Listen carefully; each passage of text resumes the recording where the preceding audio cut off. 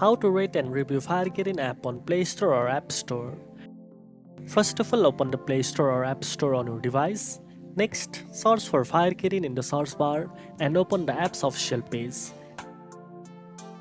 Scroll down to the ratings and reviews section. To leave a rating, tap on the stars and choose the number of stars you want to give. After that, tap on write a review or add a review. Type your feedback about the Fire Kirin app. You can mention what you like or suggest improvements.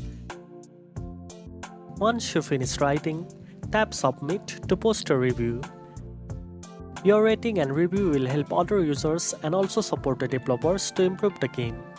Now you know how to rate and review Fire Kirin app on Play Store or App Store. If you found this video helpful, don't forget to like, share and subscribe for more gaming tips. Thanks for watching and I'll see you in the next one.